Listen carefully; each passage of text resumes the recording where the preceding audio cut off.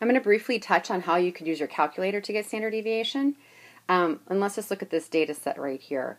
What you're going to want to do is go into Stat, Edit, and go into a list that you want to.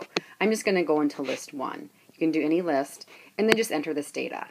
It does not have to be in numerical order. The calculator will take care of that. When you're done entering, just do second quit to get out.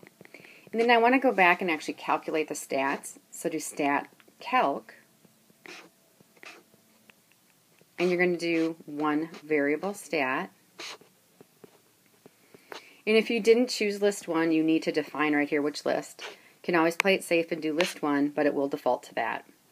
When you look at your output, what you're looking for is the S of x and the sigma sub x. Remember I told you earlier, this one right here is the standard deviation of the sample. This is the standard deviation of the population. Typically, you're going to go for the sample as the number you're looking for. Now, if I ask you to find the variance using your calculator never gives you variance. You actually have to back into it. Just recall that standard deviation is equal to the square root of variance. So think about it. To get variance by itself, you have to get rid of the square root, so square both sides. Therefore, variance is just equal to the standard deviation on the calculator squared. This last slide is good to look at. Let's just kind of summarize how we should fill in the blanks. It says here, groups with more data blink to the mean have blank standard deviations than groups with data blank from the mean. What we could say here is groups with more data further from the mean have higher standard deviations than groups with data closer to the mean. Closer should be really to the mean here.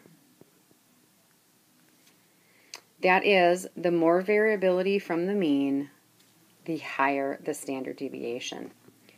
If you take a look at these 3 histograms we have right here, and it looks like we have relative frequency histograms with percents, you're going to notice all 3 of them have the same mean of 15. That's the average score.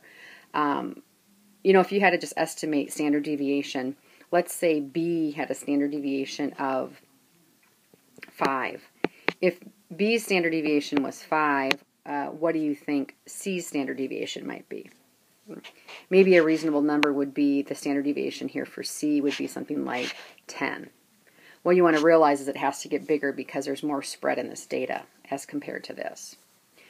This right here is more symmetric and there's going to be less spread.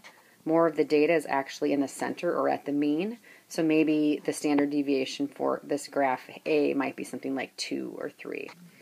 We could put it in the calculator to find out, but I just want you to realize visually what the standard deviation might look like. And that is the end of section 1.6.